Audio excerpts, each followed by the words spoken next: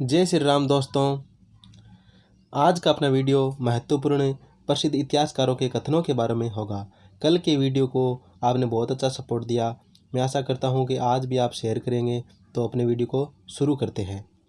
पहला अपना कथन है कि विश्वासघात से उसका आरंभ हुआ, दानशीलता पर वह विकसित हुआ, वह आतंक से उसका अंत हुआ। ये कथन अलाउद्दीन खिलजी के बारे में किसने कहा?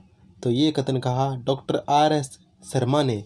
अलाउद्दीन खिलजी है वो दिल्ली पर खिलजी वंश का शासक था। खिलजी वंश है वो 1290 से 1320 तक 30 साल तक शासन किया था, जिसके दो क्रूर शासक थे, JK व AK, यानी जलालुद्दीन खिलजी व अलाउद्दीन खिलजी।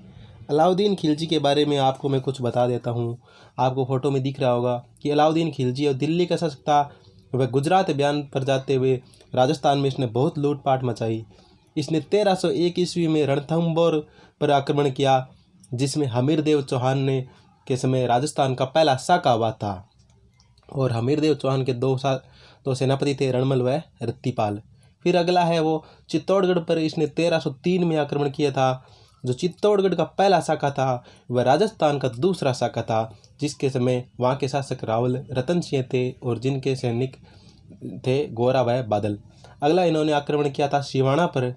सिवाना का शासक था शीतल देव, जिसके शासक सेनापति थे सातल व सोम। और सिवाना पर इसने आक्रमण है वो 1308 में किया और सिवाना का नाम बदलकर इसका खेराबाद रख दिया था।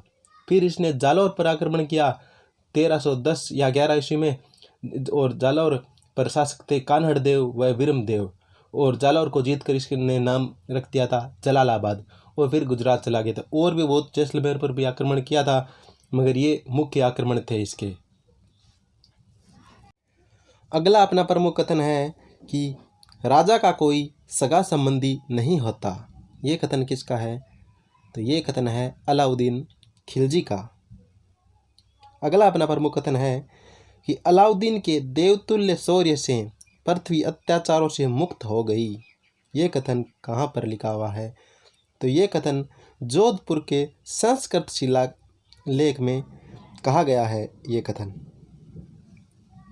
अगला अपना प्रमुख कथन है कि मोहम्मद बिन तुगलक में पागलपन का कुछ अंश था। ये कथन किसका है? तो ये कथन है एल्फिंस्टन का। अगला अपना प्रमुख कथन है कि धनवानों का युवराज मोहम्मद बिन तुगलक को किसने कहा? तो ये कहा था एडवर्ड थॉमस ने। मोहम्मद बिन तुगलक है वो दिल्ली सल्तनत पर तुगलक वंश का शासक था। तुगलक वंश ने दिल्ली पर सबसे ज़्यादा दिल्ली सल्तनत में शासन किया था, जो लगभग 94 वर्ष तक चला था। अगला अपना प्रमुख कथन है कि दिल्ली अभी बहुत दूर है। यह कथन गयासुद्दीन तुगलक के बारे में किसने कहा था जब वह युद्ध से लौट रहा था और दिल्ली की तरफ जा रहा था? तो ये कथन है वो निजामुद्दीन औलिया ने कहे थे गयासुद्दीन तुगलक से। अगला अपना प्रमुख कथन है कि इब्राहिम लोदी के अतिरिक्त भारत का अन्य कोई सुल्तान युद्ध स्थल पर नहीं मारा गया। ये कथन किसका है? तो ये प्रसिद्ध कथन है नियामतुल्ला का। इब्राहिम लोदी है वो दिल्ली सल्तनत में लोदी वंश का अंतिम शासक था। लोदी वंश पर सिकंदर लोदी व इब्राहिम लोदी दो महत्वपूर्ण शासक हुए थे। इब्राहिम लोदी ने अपने शासनकाल में 3 महत्वपूर्ण युद्ध किए, जिनमें से 2 प्रथम युद्ध है वो खातौली व बाड़ी का युद्ध है वो महाराणा सांगा के साथ किए थे, जिनमें इसकी हार हुई।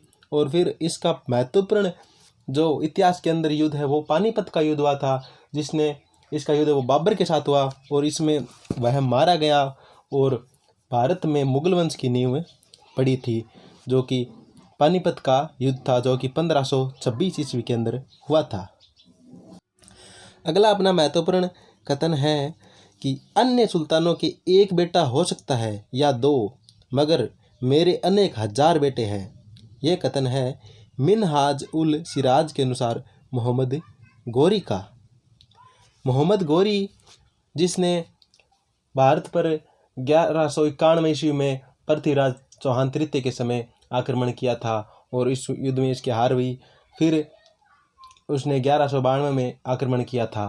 पहला युद्ध तराइन का प्रथम युद्ध कहलाता है, और दूसरा तराइन का द्वितीय युद्ध कहलाता है। अगला अपना महत्वपूर्ण कथन है कि खुली व बेशरम लूट का काल किसे कहा जाता है। तो भारत में ब्रिटिश उपनिवेशवाद के प्रथम चरण को पर्सिवेल स्पेयर ने भारत में ब्रिटिश उपनिवेश के प्रथम चरण को खुली व बेशरम लूट का काल कहा था। अगला और आज का अपना अंतिम कथन है कि इस दुर्दशा का व्यापार के इतिहास में जोड़ नहीं। भारतीय बुनकरों की हड्डियां भारत के मैदान में बिखरी पड़ी है। ये कथन किसका है? तो ये कथन है वो विलियम बेंटिक का है, जो भारतीय हस्तशिल्प उद्योग के पतन पर उन्होंने कहा था। दोस्तों, ये एक मेरा छोटा सा प्रयास था और आगे भी जल्द वीडियो लेके आऊँगा। आप इसी तरह सपोर्ट करते रहना और वीडियो को अपने दोस्तों के साथ शेयर ज़रूर करते रहना। जय हिंद, जय भारत।